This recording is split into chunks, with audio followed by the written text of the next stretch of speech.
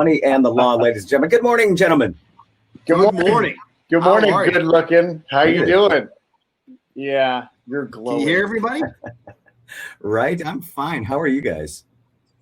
I'm good. Can you hear me? Brother? Living the There's a dream. bit of a delay. Yeah. There's just a bit of a delay, but it's going to catch up soon. This always happens at the beginning of these little broadcasts. Okay, nice. But we'll get there. Hey, Ray, would you let John? Nice. Ray, would you let John know that barbershops are open? No. I'm not cutting my hair. I know.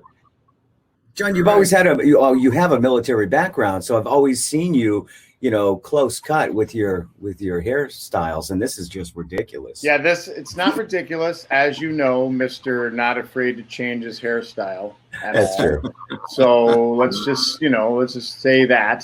Did you just get out of the pool? No, I'm just. No, I just cleaned up. I was going to be on TV. I mean, come on. No, right. I'm not cutting it until we win the championship. Oh, okay. Yeah. What championship? I don't know. Any championship, but I'm not cutting it until I am like standing with a trophy in my hand for anything. Lions Korean baseball? Whatever. I mean, really? It's on right now. Seriously, when was the last time you won a championship? How fun is that, right? So that's it. Yeah. I'm waiting until I win the champ. When I win the championship, then I'll cut it. Well, we had better luck with a short season this year, so you never know. You never know. All right. It could be a steeplechase right to the finish line. Yes, it could be. That's right. It could work out to our advantage. I mean, I will say, Jay, you got a super summer cut going. What do you do? Go to the barber now every 4 days? Are you like brand spanking new? I rolled in there this week down the Cape, and I said, I was the place that I go down the Cape is usually pretty busy. And I was kind of shocked. I walked up and they were sitting around waiting for me, and I said, how's it been? You guys been busy? And they said, first couple of weeks was really busy. Obviously everybody's playing catch up, and they said there's been kind of a bit of a drop off since then. I don't know if that means people are just a little bit gun shy about going, or what the plan was. I don't think anybody wants to be sitting around in the waiting room, if you will. So, but they said it's starting to get back to normal, but there was a bit of a drop off. So funny. Those are the people that I'm competing against for the championship, because they're doing probably the same thing that I'm doing. Is they're cutting it after they win. So they'll be cutting it. I'll be cutting it before them. Just put it that way. All right. Yeah, I can't wait to find out who they are. That's going to be a day. Me too. Yeah, me too. Yeah, you sound like some guy in Washington. They have to do this. They have to. Quick question: who's the they? Just out of curiosity. All of them. All of them. Whoever's on the list. Does it sign up? Yep. The deep state haircut people. Is that what you're worried about? Is that what's going on there? The deep state stylists. Is that what you're worried about? Okay. All right. Good to know. All right, I'm going to bounce out of here. I'm going to let you guys do your thing. All right. Check you later. Have fun. All right. Great. Enjoy. Ray's jumping out to do some curls. Yeah. Right. He's definitely got his lifting shirt on. Yeah. Bring it back. Yeah. Bring it back. That's right. Give him what you say. He's listening every minute. He's listening. Nine more. That's right. I love it. What's going on, friend? How you been? Been a couple of weeks. How you been? It's been more than a couple. I've been great. We spent a week, as you know, we spent a week down in Cape Cod with my family and at my mother's house, and it was, it's, when you say, I'm going to the Cape this week, and so I don't get up there nearly as much as you do.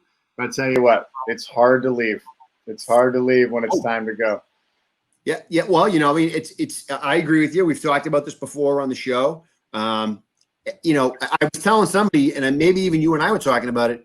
I do feel like coming down to the Cape is kind of the more normal, day-to-day existence, right? Like the beach feels a little bit normal. You wear your mask until you get to your seat, and you kind of spread out, and you want to social distance anyway because you don't want anybody near you on the beach as best you can, manage that. But you do that. You spend the day there. You hang around. You go back to the house. You throw some stuff on the grill. I mean, it's a pretty normal. People are riding their bikes around. I mean, there's not too much that's been crazy. I will tell you, for the first time last week, and for anybody who reads about this, it was evidenced last week. One of what is sort of a legendary, if you will, restaurant down here.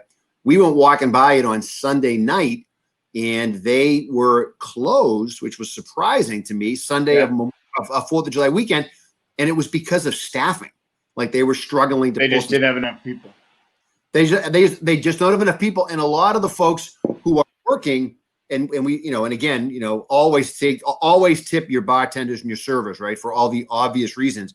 But everybody who's working is working like a dog, and so a lot of places down here are saying, look, we're going to close one day just to give everybody a chance to charge their batteries. Well, and kind of at it, right? And these guys they're wearing masks all day, right, or their whole shift, right? So yeah, well, they're wearing masks, but they're also doing like 100 jobs, and there's not, because because of a combination of nobody. Usually a lot of people would start to line up their summer jobs, and in the March-April timeframe, nobody could leave the house. You were sort of in full-blown quarantine mode, right? So the restaurants and the bars haven't even opened yet, but the restaurants were unable to sort of manage what their staffing model was going to look like. They had no idea what they were going to be looking at for staff, and then the federal government canceled a whole bunch of visa programs. Brought people over here that would normally be here doing all these things. You work for the summer, sure. Right. Yeah. So for a lot of business owners, the staffing model has been a challenge. So my suggestion is, obviously, when you're down on the Cape or anywhere for that matter, take care of your waitresses, take care of your waiters, take care of your bartenders, because they're working. You think you see them carrying 6 trays, now 4 trays. Now they get 20 trays. They're it's like a Dr. Seuss, cartoon. 20 exactly. It's a cat in a hat, right? That's right. And so they're working really hard, and they're doing it, in a shorter window of time. And they, it's been, like always, it's a service industry, but just take care of them best you can, because they're really earning it this year. They're working. What is this restaurant soon to be a sponsor of Money in the Lawn? I'm not going to mention them. They may not want the attention, but well, that's right. You don't want to mention it because you don't want them to fill up, so you can go in and take care of your bartender. Oh, there's nobody here? Sure. Jay's here. Jay's here. Ask me again. Sure. I don't have to wait anymore. Do I want another one? Of course I want another one. Right? Might as well. Yeah. But other than that, we've been out a bunch of times. You get to a restaurant, you sit down, you wear your mask through the restaurant, you sit down at an outdoor table. It's been relatively normal, if you will. The experience has been very, very consistent. But you're right. The servers and the people who are doing all the work, they're working hard. And people wear that mask, and you can see them when they come out of Stop and Shop after wearing it for 9 minutes while they picked up ice, bananas, off, right? It's made out of barbed wire, right? And these guys are wearing it all day. Yeah. So again, take care of them. They're working hard for you, and it's a tough environment. It's a tough environment. It's a tough environment, and the sad part, we were talking about this earlier today. The sad part is that it's in Massachusetts that we're on. It looks like we're on the back nine, at least for the time being. Definitely not out of the woods, but kind of across the country. We're almost back to where we started, if you look at it kind of on the whole. And, since we'll talk about this for a bit, we always do, it's kind of hard not to talk about it. But we're in this place where if it keeps going like this, then it's just going to stay. And if it stays, then it's going to be something that we're going to have to deal with, but it's going to be too hard to deal with on the cases of going back to school, or kids going back to universities, or people going back to work, like in their offices where they're with a bunch of people. We're at this point now where if the numbers are still up there where it's not going to go away. And I don't, I'm not speaking for you, but for me, I feel like I'm done with it. Like I want it to go away. I want things to be like the way they were, at least close to the way they were. And everybody is so concerned about the economy and this and that. Guess what? The economy is going to feel it, and they're going to feel it hard. They're going to feel it in a bad way, because at some point this federal stimulus is going to. They're going to have to say, we can't continue to subsidize this whole thing, indefinitely. Well, that's a great point. One of the things that this is all anecdotal, but one of the things that we talking to people, and you're out and about, you chit chatting, and you and I have been known to strike up a conversation with random individuals from time to time. It's rare, but it happens. And somebody, Very and rare. somebody, and so you're interested, right? You're in the business, so you say, how's it going? And that's one of the things we've talked to different people in different industries, and that's one of the things that they've said. They said, a lot of people are sitting back because they're getting a stimulus. They got a stimulus check, they're on unemployment, and then they got the $600 kicker from the feds, right? And so that, you add that money up, that's real money, right? That's becoming real money. It's almost like for the time being, it's enough, right? It's enough to let them to get by. Oh, for a lot of them, it's more than they were going to make if they went back to work, right? So a lot of folks have said, I'll take the pass, I'll take the money and I'll sit on the money for now.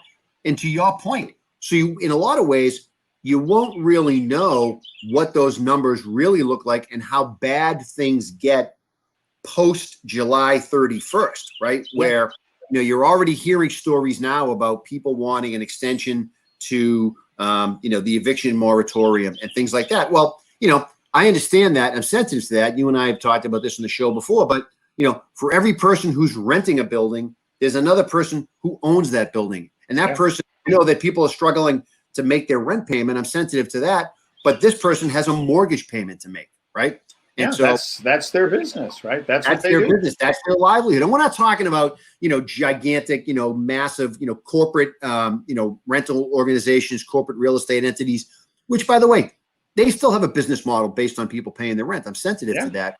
But, you own that business, you own that building. The person who's going to pay the rent, you're going to have to move. I'm sensitive to that. And the moving options and the housing options, that's a whole other show and it's a whole other struggle. But there's a whole fallout effect where that person has to move. This person loses that piece of property. That piece of property goes into foreclosure. The bank takes over the property. Now we're back into the 2008 scenario again. And there's, to your point, this story's not over by any means. So think about it, though. You're absolutely right. Think about how, so if I'm that person who I'm of course, if I'm going to make as much money as I can make right now, then, or if I can make as much money or close to as much money by not working, as opposed to going to work and risk and taking the risk of going to work, right? So,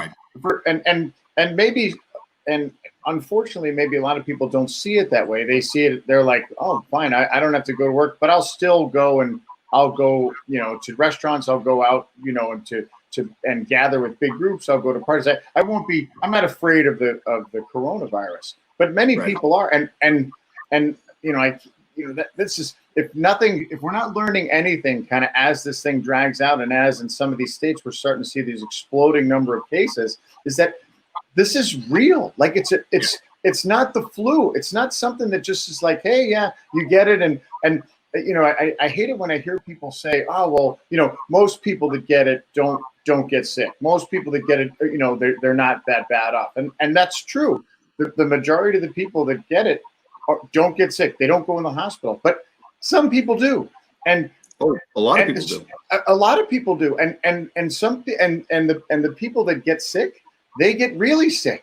And God, now as the numbers start to expand, I'm sure that all of us are either connected to it directly or know some people who've lost a parent or lost both of their parents, or these tragic stories. And these are people that end up dying alone in the hospital because they can't have visitors. And it's, I agree with you 100%. And think about it from this perspective. You just kind of set the table for it, right? Even if you think, if I got coronavirus, I'm going to be fine, right? Because I'm 25 and I'm healthy. And so, yes, I completely agree with you.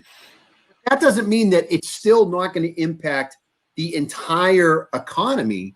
And so, okay, you're a 25-year-old healthy person in the hospitality industry. You're a 25-year-old healthy person in the food service industry. You're in any industry that is, even if you are personally one-on-one not impacted by this, you cannot ignore the greater national, global implications of what this thing is going to do to you. And the impact is not just I'm healthy, you're not, right?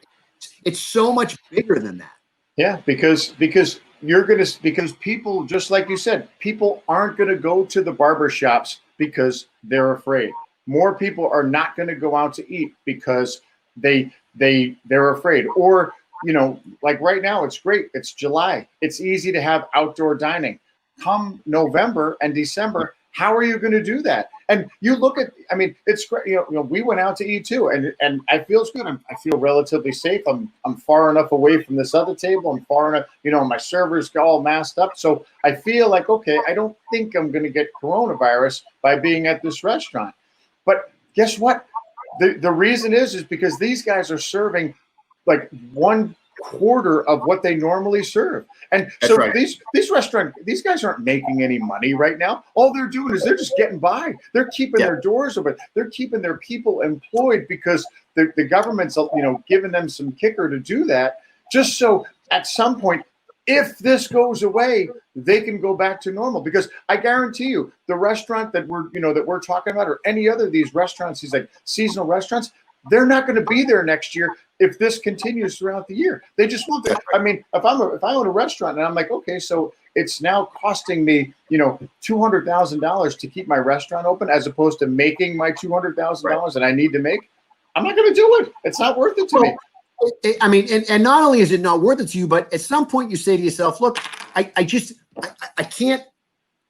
emotionally go through that, right? Yeah. Like I can't watch the death of my business, right? I can't watch the slow spiral downward of what's going to happen. At some point, and you see it happening and you read about it in the newspaper all the time, at some point somebody goes, look, we're going to make a decision. Guys, I can't, I want it.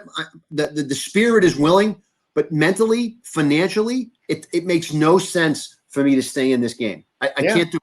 I can't do it. It's not worth it for me. And then throw on top of it the fact that, okay, my business is I'm bringing complete strangers whom I don't know I don't know what their contact tracing is. I don't know what their situation is with respect to the coronavirus, because it's not like they're doing a coronavirus test before they go out to dinner at my restaurant. So me and all my people are now in some ways exposed to this, right? So when outside it's fun, and it's easier, but once everybody goes back inside and I'm in a regular restaurant, and in Massachusetts, it's maybe not as bad because just statistically the numbers are down. But if I'm in Texas, or if I'm in Arizona, or if I'm in Florida, some of these other places where it's like, the numbers are expanding exponentially, you just don't know. And then I'm like, okay, I'm not making any money.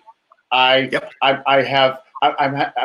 federal government has stopped, giving me some sort of stimulus through the CARES Act. That's over. Why am I doing this? I'll sell my business. And the longer I operate, I'm putting more people at risk. Yeah. Right. I'm putting patrons of my establishment at risk, which I don't want to do.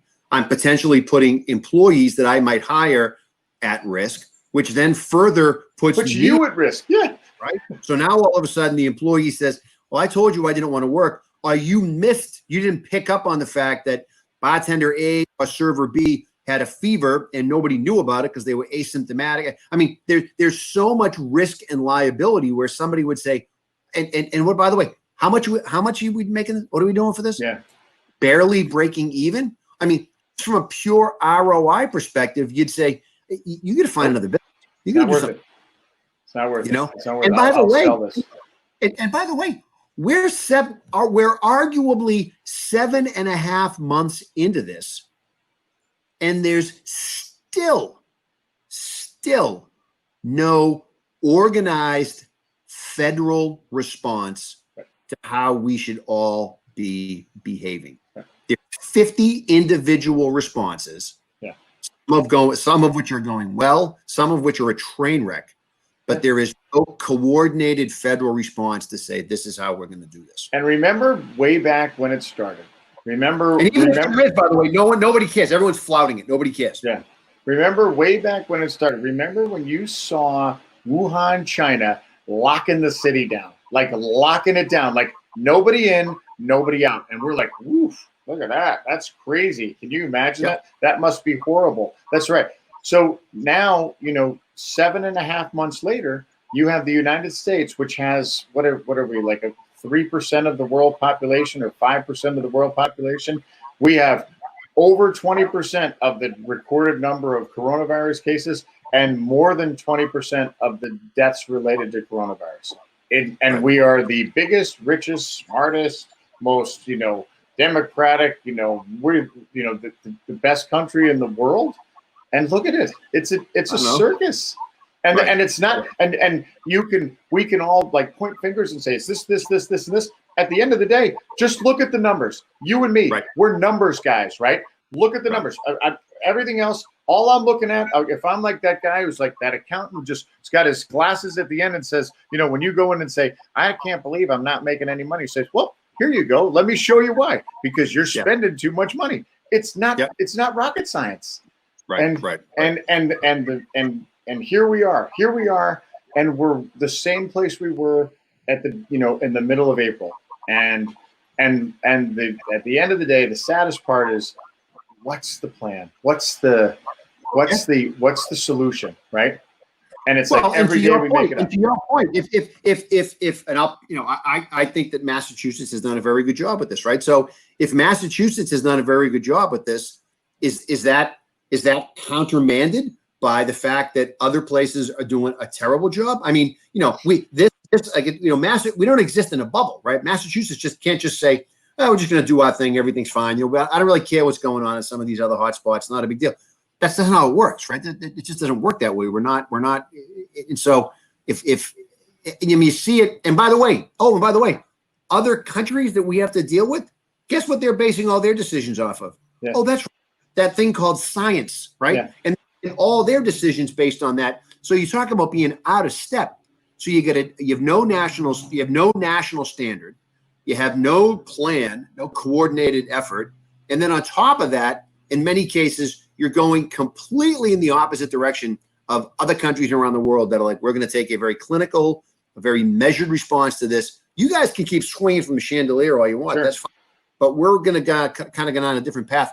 And, stay home. That's fine. Stay home. Don't come out. Yeah. And pretty soon we're going to be like, hey, we like you guys. You guys are fun to hang out with. Believe me, we love all your sports. Like that whole National Football League thing. That's really fun to watch. I wish it was going to happen this year. Unfortunately, I'm watching reruns. But you're not allowed to come in our country until we tell you. Like that's what we're doing. Nobody in, nobody out. Well, think about it this way. How about this? Think about this. So the federal government, with the beginning of this thing, kind of went down in an ongoing theme over and over again, has been the bragging about the idea of shutting down all entry into the country from China. Yeah, I took care of it. That's the success story right there. Yeah. Right? Now, guess what? Guess what we're becoming? Yeah, we're China. We're becoming China. Yeah. Right.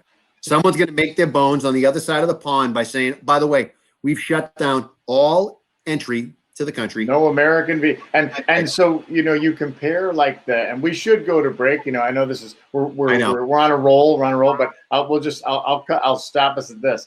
You mentioned the states, like, oh, Massachusetts is doing a good job, but are the other states? I mean, other countries, they have the ability to say, hey, this is where you cross over the border, and you're from this country, or you're from you can't come in because there's a travel ban. I mean, you see our ridiculous travel bans. The Massachusetts recommends that if you come from this state that you quarantine for 14 days. We recommend. No one enforces that. There's no. I mean, there's no border control of the states. So it doesn't matter. It's ridiculous. Right. Yeah, right. It's a suggestion. We all hope we're playing ball together and doing the right thing. But yes, when it's time for you to check in on the Vineyard right now, and you're zipping up here from Connecticut, you're probably not spending 14 days of your 7-day vacation locked in your hotel room watching HBO. Have you seen, when you're in your time down in Cape Cod, have you seen any license plates from other states other than Massachusetts? Probably not, right? No, it's all Massachusetts. Of course you have, right? Yeah. I mean, you're exactly right. I mean, it's UMass plates. It's Airbnbs. People are renting places. I mean, when you drive, you see a lot of people gathering, right? And masks, and I get it. That's fine. Everyone feels like, oh, we're in masks. We can take our foot off the gas a little bit. Whether they can or not, that's a different animal, different discussion. Yeah, it's. I mean, to your point. Okay, by the way, everybody kind of got a little wigged out when Rhode Island did this. When and then we'll go to break. When Rhode Island was grabbing people off the highway and like, hey, those are masks. Just FYI, by the way, Trooper Dan here is going to tell you that you got to go sit in a room somewhere for 14 days unless you're just passing through. Right? That's right. It's like John Rambo. It's like John Rambo, right? Hey, just keep moving through, right? Yeah. That had people going crazy. Who knows what's going to happen? They drew first blood, not me. They drew first blood. All right, on that, we'll go to break. All right. Hey, you guys, like, what are you guys doing over there? You guys want to answer a quick question from Brian? Yes. I don't know if this is a quick answer, but I wanted to make sure that Brian that he got recognized here. Near-term investing question: value or growth? Nas keeps cracking through all the time. Tell Brian. All right, we'll after break. We'll come back. We'll talk about that. That warrants a little great bit question. Yeah, it's a great question from Brian, from our pal Brian. All right, we'll answer that right after break. All right, that's a lot question too. It's not always about the money. Yeah. All right, we'll be right back on 101.3 My FM. 101.3 My FM. We are back with Money and the Law. Jay Marsden and Don Drohan every Saturday morning at 9 a.m. talking about what? Money and the law. And the coronavirus. Money, law, the clinical, the doctor. I mean, we're not doctors. We play them on the radio. It's fine. It's totally fine. Sometimes you talk about movies, music, beer. Yeah. We don't talk about beer enough. And all the things that you would enjoy during a quarantine. That's right. And all the sports happening on the Ocho. I miss the Ocho, right? Yeah. Because we don't have the real stuff here. So if you guys want, if you go into the MyFM stream here, if you go into the comment section, Brian has littered it with lots of comments. So after the show, you guys can go and then respond to Brian. But here's his initial question right here. Brian, I mean, God bless him. Like, look at that. Just like an avid fan, wants to know. So listen, I'll start, and Jay, I'll give you the chance to put in your comments on this as well. So it's a great question. Brian's question is, what does investing look like in the near term? I mean, everything is still so up in the air. There's so much noise that comes from all different sides. Oh, the market's going to go down, the market's going up. But meanwhile, since the drop in March, the market has done nothing but continue to go up. And Brian's question is, for the near term, does he like value or growth? So then I guess that kind of warrants, well, let's define value, let's define growth. And it's really hard to do right now because, is something that's dropped, like a sector or a particular company that's dropped significantly, do they present a value position because they have the potential to come back? Hospitality industry, cruise lines, airlines, or all those things. Yeah, that's right. That's right. Yeah. So right now the whole or is it something that just has has a strong PE that they look like they have a lot of potential for growth, even though they haven't been affected so much by the drop. Like maybe there's plenty of companies, plenty of industries that didn't fall, that didn't really go down much at all, other than maybe like a little bit, but then they've continued to come back and stay strong. So that whole it's cloudy now as to like what's value and what's growth, because it all depends kind of which angle you're looking at it. Here's what I think right now. And again, I'm not trying to provide investment advice. I'm just saying this is, our philosophy right now is there's truly no clear end in sight as to what this long-term effect is going to happen with the virus. The federal stimulus has provided so much buoyancy to the economy, and the question is how much of that is going to stick once this starts to kind of taper off, if it starts to taper off, or how much of it, or is it just going to, or is it going to like react to that now the money is kind of started to dry up, and is the economy going to feel it? So what we look at now for investments is we look at things because of where the market, because of where the indices are now, we look at things that I try and find value, if you call that, in things that even if the market has another drop or has another reaction to kind of post coronavirus, will I want to hold on to that position? Will I want to hold on to that sector through that second drop? And so, because right now, price is all relative. So, for instance, you brought up the like the airline industry or the travel industry, or it's some of those things where you say, okay, is there a particular company, or is there something that I like there that I feel like it's priced that that I don't think they're going to go out of business. I don't think they're going to. I don't think they're going to get bought up. I don't think they're going to, barring some major catastrophe, I don't think that company is going to go under. And where their price is right now, maybe it's high, maybe it's low, but no matter what, I want to own that company for the long term, because I think once we get past this, and even if it's years to get past all this, that these guys are going to be there and they're going to continue to grow and provide, and continue to, and their stock price is going to go up. Their value is going to go up as the economy recovers from this thing over the long term. So the short-term investing, that's hard. It's so hard to call right now, because it's almost like the market is contradicting the economy, and like, well, hey, wait a minute, the economy could go down at any second, but yet still the market is like, hey, we're still going up. We're still taking off. The companies like Tesla and Apple and like these tech companies, they just haven't stopped. They haven't stopped climbing. You done? I was just waving to Haley's walking out the door. So bring you some coffee in. Yeah, no, she's not. No. So yeah, so in the short term, it's hard to answer. Say, what do we do in the short term?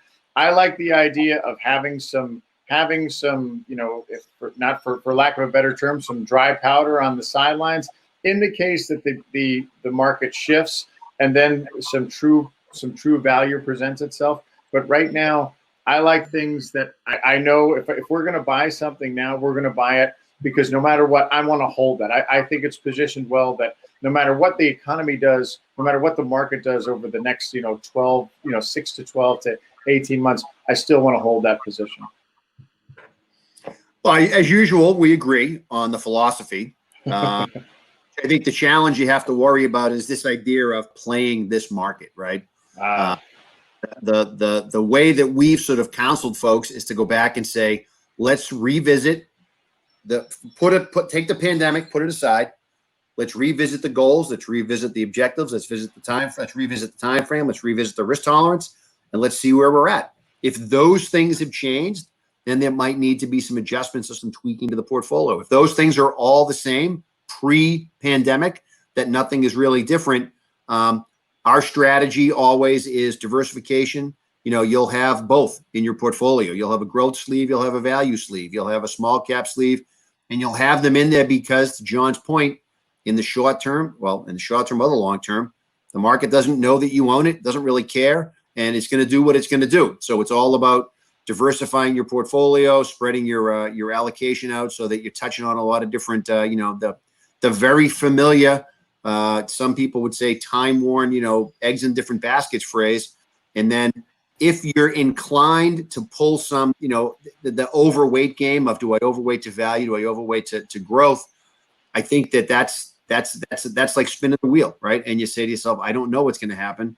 All the things that John mentioned those are real conditions, right? Things that would have been considered or deemed growth stocks 6 months, a year ago, value stocks 6 months, a year ago. The world has turned a little bit upside down.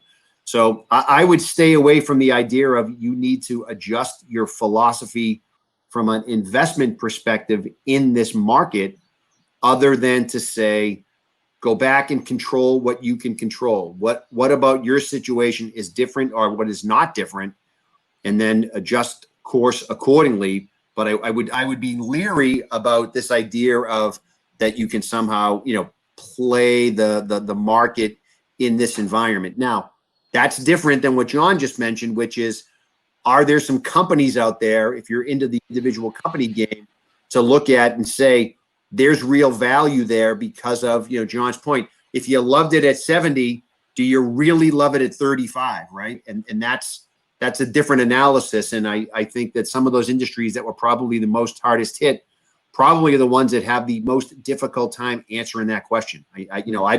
I don't know when Carnival Cruise Lines is going back to work. I don't know when, hotel capacity in Florida gets back up to 95%. I don't think any of us know those things, and it makes those types of predictions very, very difficult. Yeah, I like the idea of looking at your overall philosophy, your strategy. Has your strategy changed? Your long-term strategy, and in most cases, no. I mean, if it's a long-term strategy, your strategy is built for these unknown things and unforeseen things. In this case, just happened to be just some little pandemic that toppled the world economy. But I will say this: does our portfolio look different than it did 6 months ago? Absolutely. I think that your strategy doesn't change, but that doesn't mean that what you're looking at, your analysis of things, and saying, okay, I want to, that's what it's about. Like I'm going to replace this with this. I'm going to replace, I want to value. I want to weight this sector or this particular position more than I want to weight this particular position because I feel like there's value there. And then, the concept of value, to me, that's kind of what kind of drives our decision making in the market is that if I think something is going to grow, then yes, to me that has value. Like if I think something is priced at a position where it potentially is going to increase, over time because of the way the company performs and where the sector is positioned, then yeah, to me that's value. That's where I want to be, and that's where I feel like that over time I'm going to be able to beat like these indices. I'm going to be able to beat. I'm going to try and outperform or stay consistent with what the entire market does. Well, and there's and John, I don't know how much you guys sort of delve into this, but I don't think that this story is anywhere near over for the reasons that you mentioned about how much stimulus is propping up the economy, and we really haven't seen things start to really kind of fall apart, if you will. Go back to previous similar situations. You go back to the most recent one, obviously the 2008 financial crisis. There will be undoubtedly opportunities out there that are somewhat industry or sector specific, right? I don't know what they're going to look like, but because you have to see what happens. But at some point, the example I'll give you is back in 2008 when the financial crisis happened and the housing market fell apart, there were organizations, companies, that literally were putting together, a very specific investment opportunity around buying up, distressed real estate, foreclosed properties. Oh yeah, those guys are out there. Value, right? Those guys, and they were everywhere. I mean, those guys, those private real estate investment trusts, it was like Christmas come early. I mean, I could have not paid for lunch for about 3 years with wholesalers who wanted to come in and talk about this is what we're doing, this is our opportunity, and everybody thought the best mousetrap, right? So those things will happen again. Whether there's something that you explore or not is a different animal. There's a whole nother layer of compliance and suitability and things like that we won't get into. But that's where something like that would happen if you were very concerned about, how the economy or how the tailspin of the economy has impacted certain specific industries. But I don't think that chapter has been written yet. I think we're all still in the wait and see mode. That's what I think.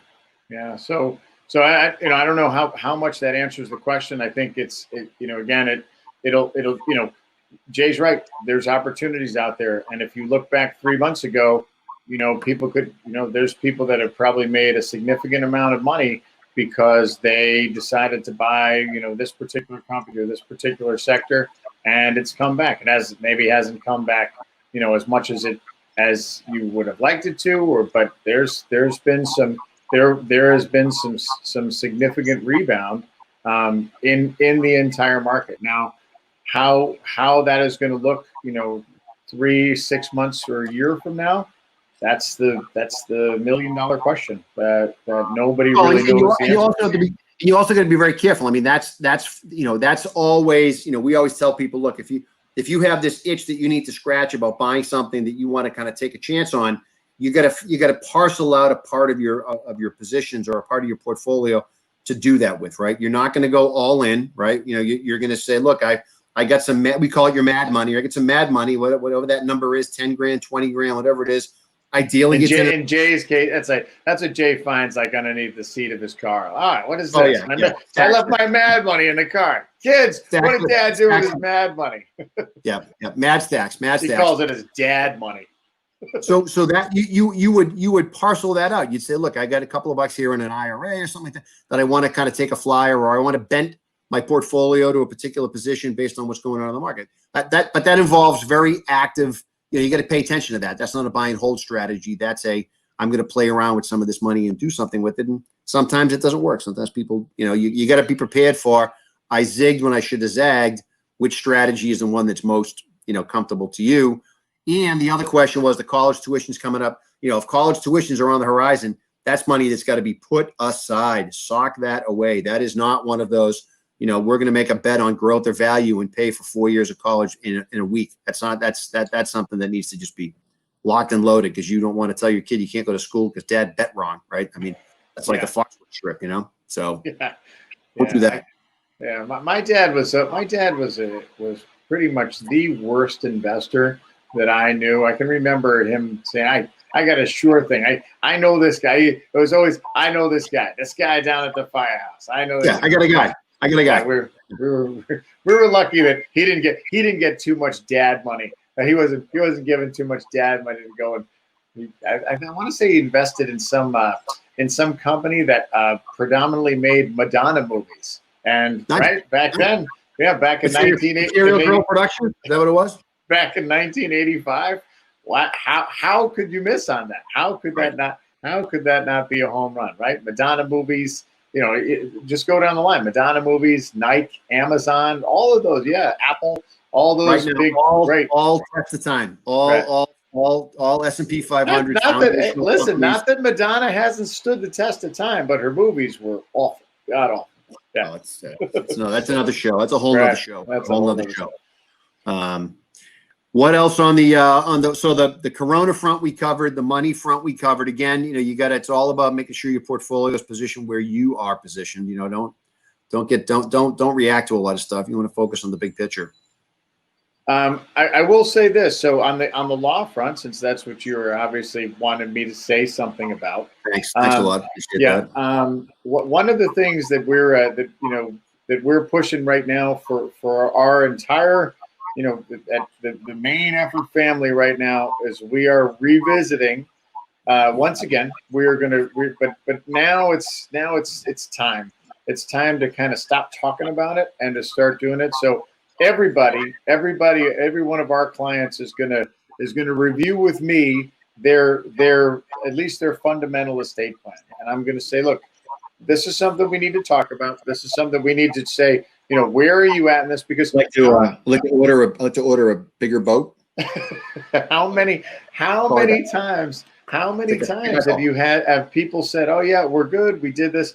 It's gonna and you know, this involves several different things. This involves obviously, you know, the fundamental estate plan, which, you know, we talk about, you know, to the nth degree here on Money in the Law, which is, you know, your will, your healthcare proxy, your durable power of attorney, your sweetheart trust, in some cases your irrevocable trust. That needs to be understood and reviewed, because if and when, we'll say when, because we want to be hopeful, when this starts to at some point dissipate and we start to return back to normalcy. You know, in Massachusetts we have somewhat, but you know, when the rest of the world, or in our case the rest of the country, starts to come back to normalcy, it's going to be, you know, it's going to be hard to find time, because there's going to be so much catch up. So right now is the time we're doing it, and you know,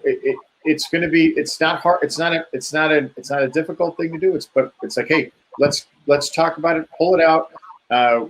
Is there anything that needs to change? And this includes like your life insurance, your beneficiaries, your just so we know that if something happens and we've talked about it, and if something needs to be adjusted, or if you say, oh yeah, well, I had meant to call this guy, I meant to do this, I had meant to do it, and it just hasn't happened. now's the time to do it, because look, we tell clients, this came up a couple of weeks ago at the show, right? Or in the office, somebody called up and they said, just generally speaking, like how many times am I going to have to update this thing, Jay? Right? This is what the question that came up, and the answer is, we tell people probably 3 times, right? And this is how it works, right? You're going to do one of these plans when your kids are little, right? You have kids, and all of a sudden you're like, oh my God, we have kids. We're adults now, right? Oh my gosh, we got to figure something out. What would happen to our precious little bundle if something happened to us? We got to find somebody, right? So you pick somebody. I don't know who you pick. You pick a friend, you pick a relative, you pick an in-law, you pick an outlaw, you pick somebody, right? And then you hope that over the course of 18 years, your decision does not become something that you regret. And if it does, things change. People come in and out of your life, whatever. People get divorced. Life happens, right? You might update your plan a second time when the kids kind of age through that need for guardianship. Right. And in some cases, they could actually be the people that you now make your backup healthcare proxy, your backup powers of attorney. They could actually be involved in the plan, right? And you have assets now, right? When you were young, all your assets were tied up in life insurance. You might not have had a big 401k. You might not have even owned real estate. Your assets are tied up in life insurance. Right? You might have a vacation house, right? Now you got legit stuff, right? So that makes sense. And then you'll do one more, right? At some point, you'll realize we've won the game, right? We're not going to run out of money. We have plenty of cash to live our life. Everything's cool. Now we can start offloading some of these assets as our legacy to the kids, to the grandkids. And then that's going to involve a third sort of level of planning where now it's a gifting strategy. It's funding retirement accounts. It's making use of the annual gift exclusion. It's retitling real estate, adding kids irrevocable trusts. It's that third level. So dogs and cats living together, mass hysteria. Yeah, that's what it is. So you'll think it's, again, and when I say it that way, I say that because barring something that really changes, where you really kind of have to do an off-cycle adjustment to your plan, this is really, again, if you're talking about sort of a buy and hold, this is your buy and hold estate planning strategy. Unless something changes, everything's going to kind of go the way you've laid it out. And to John's point, working with somebody to be able to sit down and say, hey, can somebody give this thing the once over? Because a lot of people have plans right now that were designed around a particular tax strategy some years back. And we can, in many cases, simplify that for a lot of people, right? Yeah. Or they had done things around, we see these multiple trust arrangements where you have property owned by a trust that leaves property to another trust. And that doesn't sound like a big deal, but at some point it becomes a little bit difficult to do some of this stuff. And again, there's potentially a simpler way to sort of square this circle a little bit and figure it all out. So, John's concept of saying, look, let's just sit down and review it. Nothing ventured, nothing gained, right? At the end of the day, you're going to learn we're completely buttoned up and that's great. Yep. We're going to learn this is a train wreck and we got to fix this thing. Yeah. Or it's something that, it needs to get, at least, I always like the idea of just being reminded of what I have, what we've done, because, like Jay said, if it happened 18 years ago, I don't remember what I did 18 minutes ago, much less 18 years ago. So it's great to review it. And the driving force behind this, unfortunately, is we've had a couple of clients that have passed away. And again, some of them have had have had relatively, like stable estate plans, and but others didn't. And for your fault, my fault, nobody's fault. It's like one of those things where it can be avoided. Because again, this is what you've worked for. This is what you save for. It's no fun to talk about. No one wants to talk about their demise, but if you've done all this work, why leave it to the hands of some a fate or a judge or a decision? Things don't work out the way you want or the way you had planned them, when it can easily be rectified. So, and by the way, we're talking about. Some of the things that we see seem so obvious, right? We have clients that come in and say, my relative passed away, and we need to figure out what's going on. and you find out they get divorced 4 or 5 years ago, that never updated their estate plan, never changed will, never never did anything like that. And now we got to chase some of these people down to kind of get things, squared up. And some of these people we can't chase down. Some of them aren't around anymore. We see these that come up on, property transfers that, it was transferred from an estate and the estate was kind of a mess. And did we get the right documentation? And especially around real estate. I mean, we've talked about this before. Real estate is easy to not do anything with because you have possession of it, right? Yeah. You inherit the Cape House, other than fighting over the beach sticker, you get to use the Cape House, right? And if there's 4 of you involved in it and you never clear the title and you never fix up some of this stuff, it only gets more difficult to do down the road if people take sick, if people pass away, if people get divorced. It just becomes so, a checkup every now and then to fix up some of this stuff is worth its weight in gold because, to John's point, we can straighten a lot of this stuff out now that normally becomes very difficult to straighten up if we wait longer than we should wait. Yeah. All right. So there you go. That's so stay safe, wear a mask, and update your estate plan or review your estate plan. I have one shout out. I want to give a shout out to a buddy of mine from back in the days when I worked at that small mutual fund company in town. I told him I'd give him a shout out. I'm not going to say his last name. He knows who he is. I emailed him and told him I was going to give him a shout out on the radio today, but this is for you. Good guy, great investment advisor. Worked with him a long time at Fidelity, and one of those guys that you walked in, you say to yourself, if I wasn't sitting next to you every day, I'm not sure I could be sitting here every day. I got it. Yeah, I like this guy. Kind of like you and I. If we didn't have this going on, I'm not sure I could do it every day. It's the same. No. Same idea, right? All right. Speaking of great guy. Hey. 1 minute. 1 minute. 1 minute. So say your goodbyes. Which real quick, which sport do you miss the most? You know what? I think I miss having baseball on in the background. I'm not an avid viewer, but I like having it on the TV. So I think I miss that right now. Well played. And bocce. Cornhole. Cornhole. Highlight is always the bags, and it gets a little awkward sometimes. Dangerous. Highlight. Yeah. Highlight. Yeah. Big sport. You know what I really missed this year? I didn't think I was going to miss as much as I did. The NCAA basketball tournament. Yeah. Okay. There you go. March Madness. Talk about in the background. The fact that wasn't in the background all of March was making me crazy. Yeah. Well, I mean, we're not out of the woods of this yet because, if college sports gets canceled, if college football gets canceled, then everybody's going to get it. Yeah, mute him. He'll go on and on. All right, gents, hold on one sec.